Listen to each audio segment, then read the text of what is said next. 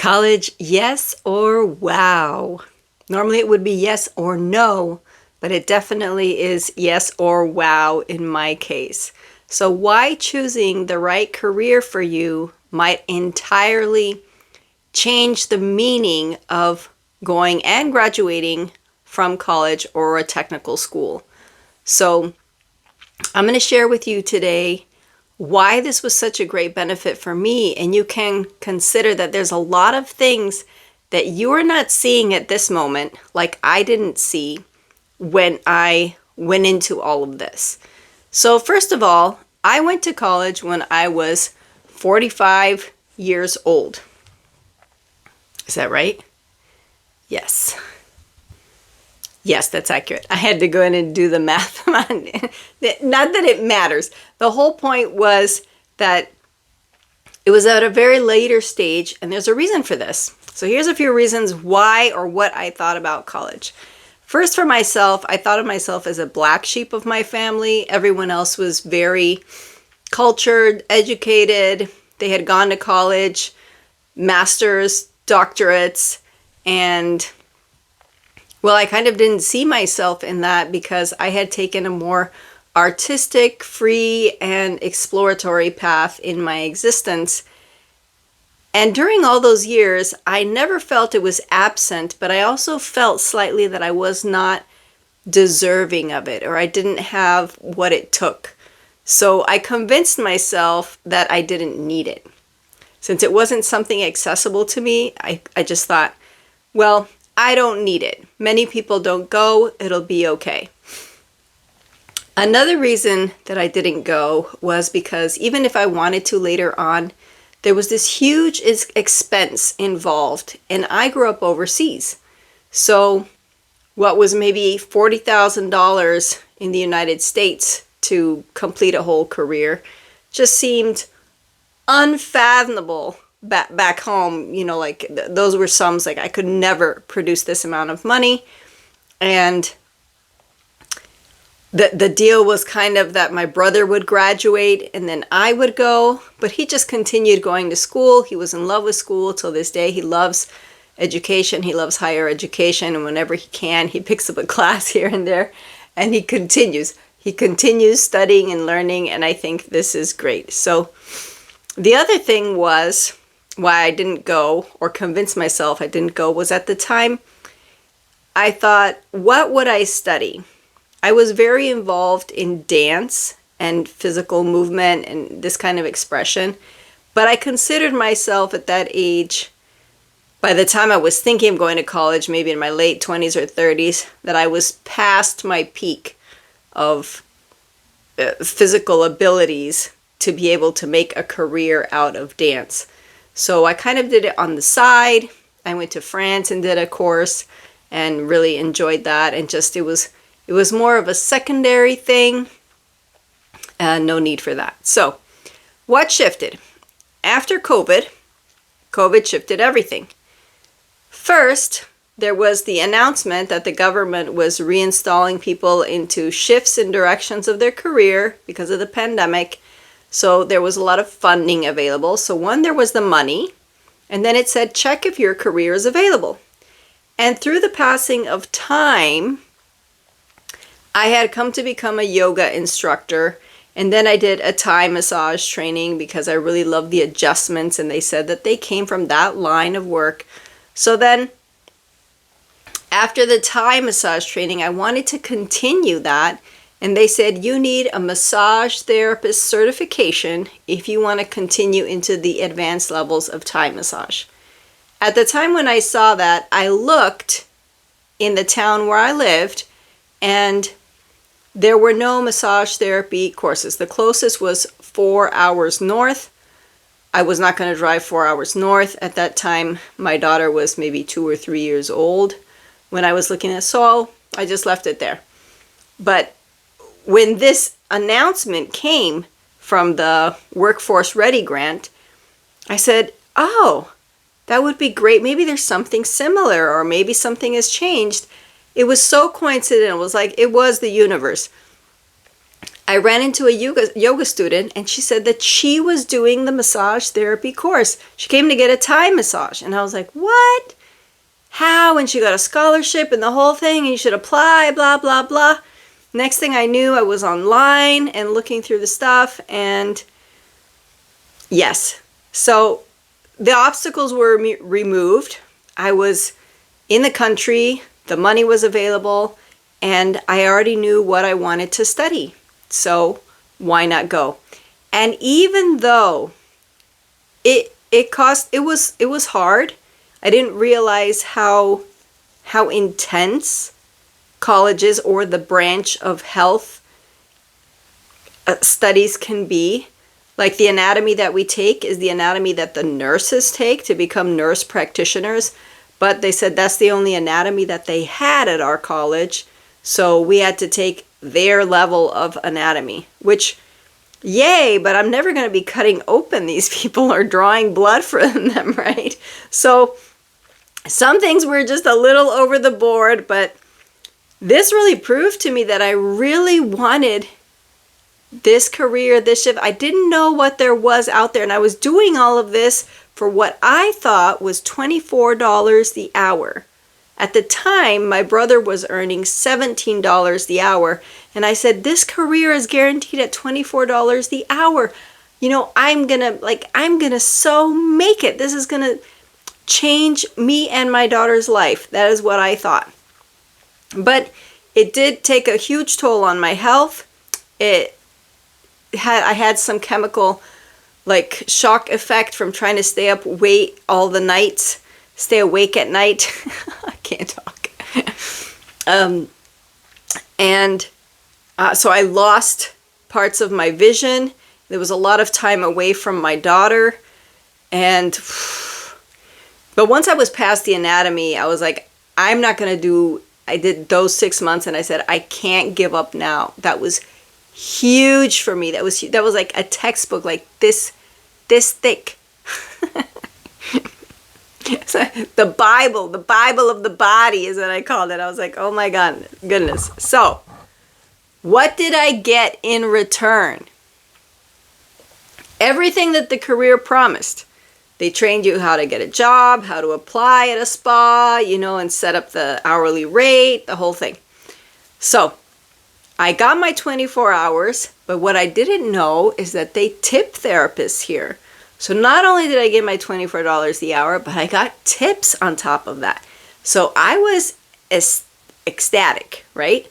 And because I had physical training, I was strong enough. I could do a pretty good hearty massage. I could do deep tissue, and I was feeling fine. My maximum was maybe 4 sessions a day, because in the afternoon I had to be home for my daughter. But what I didn't know, the second thing that this career gave me was that I could open my own business as my own practitioner. And I was like, what? I could do this at home? And everyone was moving therapy and all of these kind of one-on-one services. You no longer needed to go and be in an office. You could separate out a room in your home and make it your therapy room or your yoga room or whatever it was that you were offering. So I took the guest bedroom in my home and I said, this is great. I can control the time. I can have clients here and clients at the spa, and I was working kind of both places. At home, it was a little bit slow growing because I didn't know anything about business. They don't give you any business training, by the way. So it was kind of like, how do we let people know? I didn't know anything about marketing. That's a whole other thing that I got into recently, and adjusting all of that. But still, I was super excited that eventually I could transfer and just have the control of my time on my own. Here was the big one. I didn't realize, number 3, this multiplied my income by 5. So I was earning 24, but now I can charge $125 per session. And I was like, what? Because for $24 the hour, I was ready to plug into a day's schedule, right? I'm going to go from, not maybe from 9 to 5, but 9 to something, right? And I thought, if in one day I could make what supposedly I would be working, how? What? So this totally blew my mind and freed up a lot more time. Another thing it gave me was community. So even though therapists work on their own in separate places, I think we have a really strong healing connection that when you find and you talk to another massage therapist, you feel immediately in family. It's kind of like the yoga people. When I go to a yoga class, wherever I am, if I'm in France, if I'm in Bolivia, if I'm here in the States, and I just sign up for a yoga class, I feel like, I'm with my people. Everything is good. So this community, I have felt the same. When I arrived, I went to like my first training where I didn't know anyone. It wasn't a training that was local. And we just we're kind of meeting. Everybody was arriving at the hotel, and it's like, are you here for the SMART training? And they're like, yeah, I am. And immediately it's like, we're friends. So this is amazing. I love the community. Something else that I didn't even think about in college, obviously, was the status, the reputation, and the respect. I think maybe the status and the reputation is something that's happening externally, but definitely the respect, I think I gained it back for myself. If you saw my previous videos about the 4 things that took me down into low vibration, there will be a link to this playlist so you can access those if you want to see where I was coming from before I got here. I think the respect was well overdue in my case. I was kind of feeling that there was no status for me. Like there was no container for me. I was just kind of like, whatever you send, whatever falls, I'll just do it. But here is something that I had put my effort, my energy, my focus into, and I respected myself for pulling through with this. So I got a little bit of my own internal, you can do it energy back. Number 6, it gives you a career. I never think of like career woman. Like, what is career woman? I think of a briefcase or something. I need a suit. But what this meant now, I realized, was all the continued education and even the paths thereafter. So even if you stop giving the physical body work, the physical massage therapy, there are many branches in the field for doing research and for working in offices. Like, just having this knowledge of being a massage therapist qualifies you for many other career transitions. They even send me from the university now and then, and they send me like, you want to go back and be a nurse now? Like, you have the anatomy in, just keep going. I did check out the chiropractic college, but I think that would actually be a whole other 6 years, which I thought was like, what? Because they do so little when you go in, but apparently you have to do all the case studies. It's like when you learn to fly.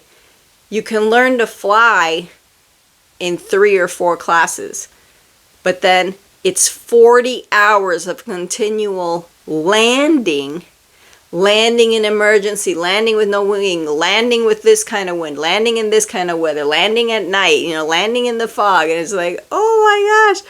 So the hard thing is not just the steps of, okay. So the career is not just massaging people and that's done. there's a whole gamma, a whole world of other things that can be done out there with the same knowledge that you have from the one career. Then number 7 was, for this past year, I was able to support my entire family off of my own business, off of my own work. Until then, I had continually received assistance from my father and, well, some payments for my daughter, but basically that goes for additional like clothing and stuff like this. The chunks, the bills, the flights, the medical bills, the veterinary bills,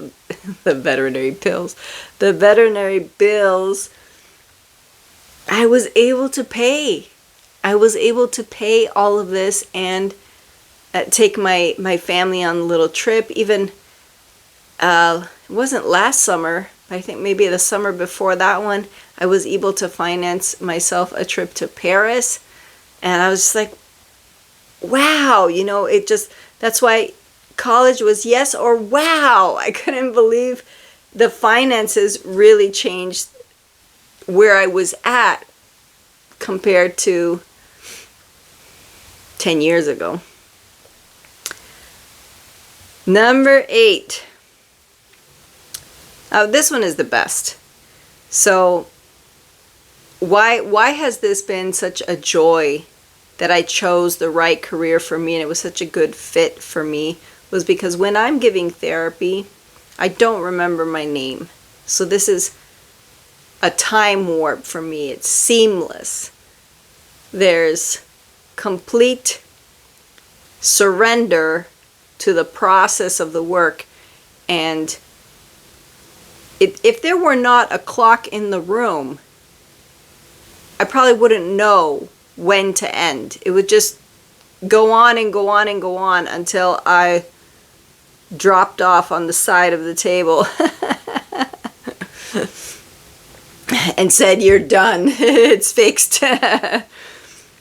But this, being able to serve so many people and help so many people, not only so financially did I see this shift, but the fulfillment, the